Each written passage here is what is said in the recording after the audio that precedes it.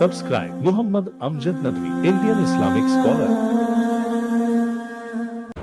أعوذ بالله من الشيطان الرجيم بسم الله الرحمن الرحيم يا أيها الذين آمنوا إذا جاءكم المؤمنات مهاجرات فامتحنوهن الله أعلم بإيمانهن فإن علمتموهن مؤمنات فلا ترجعوهن إلى الكفار لا هن حل لهم ولا هم يحلون لهن وآتوهم ما أنفقوا ولا جناح عليكم أن تنكحوهن إذا آتيتموهن أجورهن ولا تمسكوا بعصم الكوافر واسألوا ما أنفقتم وليسألوا ما أنفقوا ذلكم حكم الله يحكم بينكم والله عليم حكيم وإن فاتكم شيء من أزواجكم إلى الكفار فعاقبتم فاتوا الذين ذهبت أزواجهم مثل ما أنفقوا واتقوا الله الذي أنتم به مؤمنون يا أيها الذين آمنوا إذا جاءكم المؤمنات مهاجرات فامتحنوهن ایمان والو جب تمہارے پاس مومن عورتیں آئیں ہجرت کر کے تو ان کی جانچ کر لو۔ اللہ زیادہ بہتر جانتا ہے ان کے ایمان کے بارے میں۔ پھر جب تمہیں معلوم ہو جائے کہ وہ مومن ہیں تو تم انہیں کافروں کے پاس مت لوٹاؤ، نہ وہ ان کے لیے جائز ہیں اور نہ وہ کافر ان کے لیے جائز ہیں، اور تم ان کو دے دو جو انہوں نے خرچ کیا ہے۔ تمہارے اوپر کوئی حرج نہیں ہے کہ تم ان سے نکاح کر لو جب کہ تم ان کو ان کا مہر دے دو، اور تم اپنے قبضے میں کافروں کی عصمت اور ناموس مت رکھو، اور پوچھ لو جو تم نے خرچ کیا ہے، یعنی مانگ لو جو تم نے خرچ کیا ہے، اور ان کو بھی چاہیے کہ وہ مانگ لے جو انہوں نے خرچ کیا ہے۔ یہ اللہ کا حکم ہے، وہ تمہارے درمیان فیصلہ کرتا ہے۔ اللہ علم والا، حکمت والا ہے۔ پھر اگر تمہاری بیویوں میں سے کچھ تم سے فوت ہو جائے کافروں کی طرف تو تم ہاتھ مارو، پھر ان لوگوں کو دے دو جن کی بیویاں چلی گئی ہیں اسی کے بقدر جو انہوں نے خرچ کیا ہے، اور اللہ سے ڈرو جس پر تم ایمان رکھتے ہو۔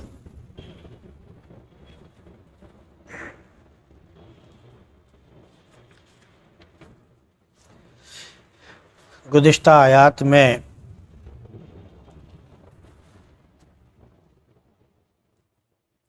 اس بات کی تعلیم تھی کہ جو کافر رشتہ دار عزیز و اقارب میں سے دشمن بنے ہوئے تھے، امید ہے کہ اللہ رب العزت پھر ان کو جو ہے تمہارا محبوب بنا دے اور تمہیں ان کا محبوب بنا دے، اور یہ فتح مکہ کے بعد ہو بھی گیا۔ جب جنگ کی بات آئی تو اللہ رب العزت نے ایک حکم دیا کہ تمہیں دوستی کرنے سے، بھلائی کرنے سے، انصاف کرنے سے نہیں روکتا ہے ان لوگوں کے ساتھ جو تمہارے ساتھ جنگ نہیں کرتے ہیں دین کی خاطر، اور نہ انہوں نے تمہیں گھر سے نکالا ہے۔ ایسے لوگوں سے جو جنگ میں حصہ نہیں لیتے ہیں اور مومن مسلمانوں سے وہ ٹکراؤ نہیں لیتے ہیں، تو ان سے بھلائی کی جائے، ان کے ساتھ حسن سلوک کیا جائے، یہ انصاف کا تقاضا ہے۔ البتہ جو آڑے آتے ہیں اور وہ اسلام کی راہ میں روڑے ڈالتے ہیں، وہ مومنوں سے جنگ کرتے ہیں، گھروں سے نکالتے ہیں، اور جو مومن نکالے جا رہے ہیں ان کے نکالنے میں وہ کوشش کرتے ہیں، ساتھ دیتے ہیں، ان سے دوستی کرنے سے منع کیا گیا ہے۔ اب اس کے بعد بھی جو دوستی کرے گا تو وہ ظالم ہے۔ اس کی مثال آج کے اس جنگ سے جو فلسطین میں چل رہی ہے بالکل واضح ہے کہ حکم دیا گیا ہے کہ جو جنگ کر رہے ہیں مومنوں سے ان سے دوستی مت کرو۔ لہذا آج پورے اسلامی ممالک جو یہود یہودیوں سے، اسرائیل سے دوستی کر رہے ہیں اور وہ خاموش بیٹھے ہوئے ہیں، یہ سب کے سب ظالم ہیں، سب کے سب ظالم ہیں۔ یہ صرف ایک انہوں نے جو کمیٹی بنائی ہے، تنظیم بنائی ہے OIC کے نام پر، بس اس میں بیٹھ کر میٹنگ کر لیتے ہیں، اپنے اپنے رائے کا اظہار کر دیتے ہیں اور پھر اپنے اپنے وطن کو واپس چلے جاتے ہیں۔ اس سے زیادہ ان کی کوئی حیثیت نہیں ہے۔ حقیقت یہ ہے کہ یہ سب کے سب ظالم ہیں جو ظلم کا ساتھ دے رہے ہیں۔ ہونا تو یہ چاہیے تھا کہ آج پوری دنیا کے مسلمانوں کو کیا بولتے ہیں کہ اسرائیل کے خلاف فلسطین کے ساتھ کھڑا ہو جانا چاہیے تھا۔ بہرحال تو یہ تعلیم قرآن کی ہے۔ اب اس کے بعد ایک دوسرا حکم ہے۔ حکم کیا ہے؟ شروع ہوا اللہ کے نبی صلی اللہ علیہ وسلم کے زمانے سے، اور پھر وہ سلسلہ اگر کبھی پھر قائم ہو تو تا قیامت وہ اصول باقی رہے گا، اور جب تک وہ نہ ہو وہ اصول ختم ہو جاتا ہے۔ اصول کیا تھا کہ جب مسلمانوں نے مکے سے ہجرت کر لی اور مدینے آ گئے تو ایسا تو تھا نہیں کہ پھر بعد میں مکے سے کوئی نہیں آیا۔ سب کو معلوم تھا کہ اسلام کیا ہے، کیونکہ اسلام وہیں سے شروع ہوا۔ اللہ کے نبی صلی اللہ علیہ وسلم بھی تقریباً 13 سال مکے میں ہی رہے، اس لیے مکے میں بچہ بچہ جانتا تھا کہ اسلام کیا چیز ہے۔ جب ہجرت کر کے صحابہ ادھر آئے تو بہت سے ایسے لوگ تھے جو ہجرت نہیں کر سکتے تھے، وہ مکے ہی میں تھے، تو بہرحال اسلام کی دعوت مکے میں اس وقت بھی جاری تھی، اور لوگ جو ہے اسلام قبول کر کر کے ایک ایک کر کے آ رہے تھے۔ ہجرت کے بعد ایک نیا حکم آ گیا۔ مردوں کا جہاں تک معاملہ ان کا تو کوئی میٹر نہیں، کیونکہ وہ چلے آئے، ان کا کوئی لینا دینا نہیں، لیکن عورتوں کا ایک مسئلہ تھا کہ اگر کوئی عورت مکے میں اسلام قبول کرتی اور پھر وہ ہجرت کر کے مدینے آتی تو اللہ کے نبی صلی اللہ علیہ وسلم کو اور امت مسلمہ کو حکم ہوا کہ جب بھی کوئی عورت ایمان والی آتی ہے اور ہجرت کر کے وہ تمہارے پاس آتی ہے تو پہلے اس کی جانچ پڑتال کر لو، آیا وہ مومن ہے بھی یا نہیں، یا صرف وہ بھیدی بن کر تمہارے ہاں آئی ہے، کہ وہ مومن بن کر تمہارے پاس آئے اور پھر اس کے بعد تمہارا ایمان بھی برباد کرے، خراب کرے، اور اس کے بعد جو ہے وہ پھر واپس چلی جائے۔ تو جانچ پڑتال کر لو۔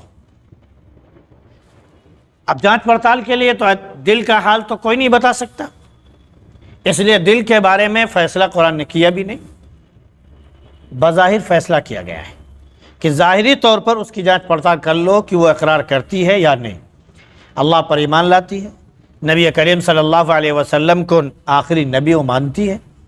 اگر وہ تسلیم کرتی ہے اور وہ کہتی ہے کہ ہم اب شرک نہیں کریں گے، برائی نہیں کریں گے، زنا نہیں کریں گے، یہ نہیں کریں گے، چوری نہیں کریں گے، اولاد کو قتل نہیں کریں گے، اسلام کی جو تعلیمات ہیں ہم اس پر عمل کریں گے، اس طرح اس سے عہد و پیمان لے لو۔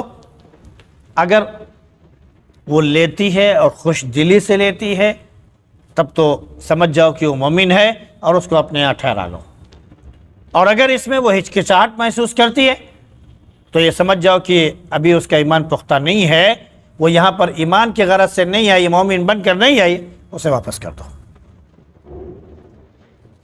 تو جب کوئی عورت اس طرح کی آتی تو سب سے پہلے حضرت عمر رضی اللہ عنہ اس کا امتحان لیتے، وہ اس سے بیعت لیتے اللہ کے نبی صلی اللہ علیہ وسلم کی جانب سے، اور کبھی خود اللہ کے نبی صلی اللہ علیہ وسلم بذات خود جو ہے اس سے بیعت لیتے، اور اس کے بعد اس کو حکم ہوتا کہ اب تم دارالامن میں، دارالاسلام میں رہو، یعنی مدینے میں اب رہو۔ اس کے بعد احکامات نازل ہوئے۔ تو یہ حکم ہوا کہ پہلے ان کی جانچ پڑتال کر لو، اللہ بہتر جانتا ہوں ان کے ایمان کے بارے میں۔ اب اگر اس طرح دیکھا جائے تو صلاح الدین ایوبی کے زمانے میں یہ بہت زیادہ فتنہ اٹھا، کیونکہ صلاح الدین ایوبی نے بیت المقدس آزاد کرانے کے لیے اس وقت کے عیسائیوں سے اور یہودیوں سے بہت سخت جنگ کی تھی، اور عیسائی زیادہ تر اس سے پیش تھے۔ صلیب کی جو جنگ چل رہی تھی اسلام سے، تو اس وقت ان لوگوں نے ایک نیا سلسلہ شروع کیا کہ مسلمانوں کے جو سربراہ ہیں، لیڈران ہیں، قائدین ہیں، ان کا ایمان خرید لیا جائے، ان کو مومن رہنے ہی نہ دیا جائے۔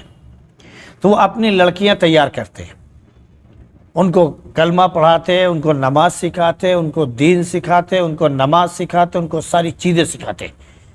پھر اس کے بعد گویا کہ ان کے اوپر ظلم ہوا، ان کو کھدیڑتے اور وہ بھاگتے ہوئے جا کر مسلمانوں کے یہاں پناہ لیتی اور کہتی کہ مجھے پناہ دے دو، مجھے تو ان لوگوں نے مار ڈالا، یہ کیا وہ کیا، ہمارا گھر برباد کر دیا، ہم تباہ ہو گئے، ہمیں پناہ دے دیجیے۔ اور نہایت خوبصورت ہوتی، انہیں پناہ دی جاتی اور اتنی ذہین ہوتی، اتنی تربیت یافتہ ہوتی کہ وہ لیڈروں تک پہنچتی اور لیڈران ان سے شادی کر لیتے۔ پھر دھیرے دھیرے وہ گھن کی طرح ان کو کھاتی، یہاں تک کہ ایک وقت وہ آیا کہ ان کا ایمان وہ سلب کر گیا، کہ جب صلاح الدین ایوبی حکم دیتا کہ چلو تیاری کرو جنگ کے لیے، تو یا تو وہ صلاح الدین ایوبی کے خلاف کھڑے ہو جاتے یا یہ کہتے تھے کہ ہمیں اس کی ضرورت نہیں ہے، وغیرہ وغیرہ۔ نہ جانے کتنے لیڈروں کو صلاح الدین ایوبی نے اس طرح قتل کیا، بہت زیادہ ہوا تھا یہ سلسلہ۔ تو ایمان عورتوں کے بارے میں خاص طور سے ہوا ہے، کیونکہ اگر عورت کا ایمان مضبوط ہے تو یہ جان لیجئے گا کہ بچہ ہمیشہ مومن رہے گا، اور اگر یہ عورت کا ایمان کمزور ہے تو آپ یہ جان لیجئے گا کہ بچہ جو ہے وہ دہریہ ہو جائے گا فطری طور پر، کیونکہ باپ جو ہے 24 گھنٹے تربیت نہیں کرتا ہے، 24 گھنٹے گھر میں نہیں ہوتا ہے، 24 گھنٹے اولاد اور ماں گھر میں ہوتی ہے۔ جیسے ماں تربیت کرتی ہے، بچہ ویسے ہی آگے چل کر بڑھ جاتا ہے۔ باپ کی تو صرف ایک سرپرستی، اس کا ڈر اور رعب ہوتا ہے، بس ماں جیسے چاہے بچوں کو بنا ڈالے۔ تو حکم یہ ہوا کہ جانچ پڑتال کر لو۔ جب جانچ پڑتال میں لگے کہ وہ مومن ہیں تو اب ان کو کافروں کے حوالے مت کرو، کیونکہ اب وہ مومن بن کر آئی ہیں، تو اب نہ وہ کافروں کے لیے جائز ہیں نہ وہ کافر ان کے لیے جائز ہیں۔ کفر وہ دار الحرب ہے، اور جہاں پر نبی کریم صلی اللہ علیہ وسلم تشریف لائے وہ دار الامر دار الاسلام ہے۔ ایک طرف اسلامی حکومت، ایک طرف کفر کی حکومت۔ اب یہ دونوں جگہ کی عورتیں بالکل الگ الگ ہیں۔ اب یہ عورتیں جو ہیں، پہلے تو تھا کہ ایک دوسرے سے نکاح ہو جاتا تھا ابتدائی اسلام میں، لیکن ہجرت کے بعد تو بالکل سختی سے منع کر دیا گیا کہ اب کوئی بھی کسی کے ہاں، کسی غیر کے ہاں، کافر کے ہاں اپنی بیٹی نہیں دے گا، نہ ان کی بیٹی لے گا۔ اب مومن مومن کے ہاں نکاح کریں گے اور کافر کافر کے ہاں نکاح کریں گے۔ ہجرت کے بعد یہ بہت سختی سے ہو گیا۔ اب جب ہے کہ ان کو لوٹائیے نہیں، کیونکہ وہ جائز نہیں ہے ایک دوسرے کے لیے، تو اب سوال یہ پیدا ہوتا ہے کہ پہلا جو نکاح ان کا تھا وہ کیا کیا جائے؟ تو جو پہلا نکاح تھا تو حکم یہ ہوا کہ جو ان لوگوں نے مہر کے طور پر دیا تھا اس عورت کو، تو جو مرد مومن صحابہ میں سے اس عورت سے نکاح کرے، وہ پہلے اس آدمی کا جو کافر ہے، جس نے اپنی اس بیوی کو مہر میں دیا تھا کچھ یا زیورات دیے تھے، وہ اس کو واپس کر دے، وہ اس کو واپس کر دے۔ اور اس کے بعد مہر کے طور پر جو اب اپنی طرف سے نکاح ہو رہا ہے، وہ مہر کے طور پر جو دے گا وہ اب وہ الگ سے دے گا۔ صحابہ رضی اللہ تعالی علیہ اجمعین نے اس پر عمل کیا۔ پھر حکم ہوا کہ اس میں کوئی حرج نہیں ہے کہ تم ان سے نکاح کر لو جب تم ان کی اجرت یعنی ان کا مہر ان کو دے دو، لیکن یاد رکھو کہ کافر کی عصمت، اس کا ناموس اپنے پاس مت باقی رکھو۔ ہاں جو تم نے خرچ کیا ہے وہ مانگ لو، اور جو انہوں نے خرچ کیا ہے وہ مانگ لے، یعنی دونوں طرف سے تھا کہ بہت سے صحابہ ایسے تھے جن کی عورتوں نے ایمان قبول نہیں کیا تو انہوں نے طلاق دیے، وہ ان کو رخصت کیا کہ بھائی ہمارا تمہارا کوئی معاملہ نہیں، تم یہاں سے جاؤ۔ جب وہ عورتیں یہاں سے اپنے رشتہ داروں میں پہنچ گئیں، دارالکفر میں پہنچ گئیں، تو ان لوگوں نے نکاح کر لیا۔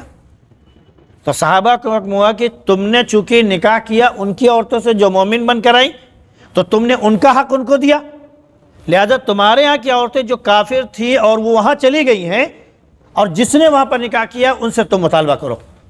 کہ میں نے اس عورت کے اوپر اتنا مہر میں خرچ کیا ہے، اتنا میں نے اس کو زیور دیا ہے، میں نے اس کو اتنا یہ دیا ہے، یہ مجھے تم واپس کرو۔ تو مومنوں نے تو واپس کر دیا، کافروں نے نہیں کیا۔ میں کہا میں کیوں دوں؟ اور یہ ہمیشہ سے شروع سے رہا ہے کہ جہاں پر اصول اور ضابطے کی بات آئی ہے، مومنوں نے ہمیشہ اصول اور ضابطے پر عمل کیا، لیکن کافر کو جہاں پر بھی طاقت اور تسلط حاصل ہوا وہاں پر وہ فوراً مکر گیا، ہم نہیں دینے والے، ہم نہیں کرنے والے۔ جنگی معاہدے بھی ہوئے تو مسلمانوں نے اس پر عمل کیا اور کافروں نے کہا ہم نہیں کرنے والے۔ صلح حدیبیہ میں بھی یہ ہوا کہ کافروں نے یہ شرط لگائی کہ جب بھی کوئی بھی تمہارے یہاں ہمارے یہاں سے مسلمان بن کر کوئی مومن آئے گا، کوئی آدمی آئے گا تو تم اسے واپس کرو گے۔ اللہ کے نبی صلی اللہ علیہ وسلم نے کہا ٹھیک ہے ہم واپس کر دیں گے، ایمان کی حالت میں آیا ہے، لیکن ہم تمہیں اس کے حوالے کر دیں گے کیونکہ معاہدہ ہو رہا ہے۔ لیکن ساتھ میں کافروں نے یہ بھی کہا کہ اگر تمہارے یہاں سے کوئی ایمان اور اسلام چھوڑ کر ہمارے یہاں آ رہا ہے تو ہم واپس نہیں کریں گے۔ حالانکہ ہونا کیا چاہیے تھا کہ ہم بھی واپس کریں گے، لیکن کہا نہیں ہم نہیں کریں گے۔ آپ سچ میں کہا ٹھیک ہے چلو یہ بھی صحیح۔ صحابہ بےتاب ہو گئے، کہا یہ کیسے ہو سکتا ہے؟ اللہ کے نبی نے کہا نہیں ٹھیک ہے کوئی مسئلہ نہیں۔ اور اسلامک پوائنٹ سے اگر دیکھا جائے تو حقیقت میں اصول اللہ کے نبی صلی اللہ علیہ وسلم نے جو اس وقت اختیار کیا تھا بالکل برحق تھا۔ وہ وقت آ گیا تو انشاءاللہ اس کو بتایا جائے گا۔ بہرحال یہاں پر جو معاملہ ہوا کہ کافروں کی عورت مومن بن کر مسلمانوں کے پاس آئے، مسلمانوں کی عورت جو کافر تھی وہ ادھر چلی جائے، تو دونوں ایک دوسرے سے جو خرچ کیا ہے اپنے یہاں زوجیت کی زندگی میں وہ اس سے واپس مانگ لے۔ تو مومنوں نے تو دے دیا، کافروں نے انکار کر دیا۔ جب انہوں نے انکار کر دیا تو شریعت نے ایک دوسرا اصول متعین کر دیا۔ گھبرانے کی ضرورت نہیں کہ تم یہ سوچو کہ ہمارا حق ختم ہو گیا، مر گیا، پریشان ہونے کی ضرورت نہیں۔ ہم تو اللہ ہیں، ہم تو تمہارے خالق ہیں، تمہارے رازق ہیں، ہم نے یہ اسلام بھیجا ہے اور ہم ہی اصول بنانے والے ہیں۔ تو اے میرے ماننے والے بندو تمہیں گھبرانے کی ضرورت نہیں، میرے نبی تمہارے درمیان موجود ہیں، ہم اپنے نبی کے اوپر ایک دوسرا اصول اتار رہے ہیں، وہ سنو۔ اللہ نے دوسرا اصول اتارا کہ اگر وہ نہیں دے رہے ہیں پریشان مت ہو، اب ایک کام کرو کہ تمہارے یہاں سے جو عورتیں ادھر چلی گئیں اور انہوں نے حق نہیں دیا، ان کے یہاں سے کوئی عورت یہاں پر مومن بن کیا گئی تو تمہارا اصول تھا کہ ان کو دو، لہذا اب ان کو دینے کی ضرورت نہیں، ان کو دینے کی ضرورت نہیں۔ اب یہ کرو کہ جو تمہارے بھائی نے خرچ کیا تھا اور اس کی عورت کافر جو ادھر چلی گئی تو تم نکاح کرو، تو جو اس کو دیتے اس کے شوہر کو وہ اپنے بھائی کو دے دو، جتنا اس نے خرچ کیا ہے اس کو اس میں سے دے دو، لہذا اس کو اس میں سے دے دیا جاتا۔ اب اس کے بعد بھی اگر بچتا، مثال کے طور پر اس نے 1000 درہم خرچ کیا مہر میں اور کیا بولتے ہیں کہ زیور وغیرہ میں، تو یہ تھا کہ 1000 اس کو دے دو، تو 1000 دیا جاتا تھا۔ اب معلوم ہے کہ اس مومن بندے نے، مسلمان بھائی نے اپنی بیوی پر 600 درہم خرچ کیے اور وہاں سے جو آ رہی ہے اس کے 1000 بن رہے ہیں، تو 600 اس کو دے دیا جائے، بقیہ جو 400 بچے ہیں وہ اس کا حق ہے، اس کو دے دو واپس۔ کیا عدل تھا، اس کا حق مارا نہ جائے ایک ذرہ برابر بھی۔ اگر اس کے برعکس مان لیجئے کہ وہاں والے نے، کافر نے جو مومن عورت پر خرچ کیا تھا وہ 400 درہم تھا، اور یہاں مومن نے جو اپنی کافر عورت پر خرچ کیا تھا وہ 800 درہم تھا۔ اب آپ نے نکاح کیا تو اس کو تو 400 دینا ہے، تو وہ آپ اپنے بھائی کو دیں گے۔ جب 400 اس کو دیں گے تو 400 اس کا حق مارا جا رہا ہے، بھی آدھا ہی تو مل رہا ہے اس کو، کیونکہ اس نے اپنی بیوی کافر پر 800 خرچ کیے، اب مل اس کو کتنے دے رہے ہیں؟ 400۔ تو شریعت نے متعین کیا اصول کہ اب بیت المال سے اس کے 400 روپے پورے کیے جائیں گے، اس کو پورے 800 ملیں گے، اس کا حق نہیں مارا جائے گا۔ اور اگر کچھ بھی نہیں ہوا، ہے ہی نہیں کہ وہ دے سکے، تو پورا کا پورا جو خرچ کیا گیا اس مومن بھائی کی جانب سے وہ اسے بیت المال سے پورا کا پورا دیا جائے گا۔ یہ اصول شریعت نے بیان کیا۔ تو اتنا دے دو جتنا خرچ کیا ان لوگوں نے، اور اللہ سے ڈرو جس اللہ پر تم ایمان رکھتے ہو۔ تو جو اللہ کی ذات پر ایمان رکھتا ہے وہ کبھی کسی کا حق نہیں مارتا ہے، اس کا حق پورا پورا اس کو وہ دے کر رہتا ہے، کیونکہ وہ جانتا ہے کہ مجھے اللہ کے پاس جا کر حساب دینا ہے۔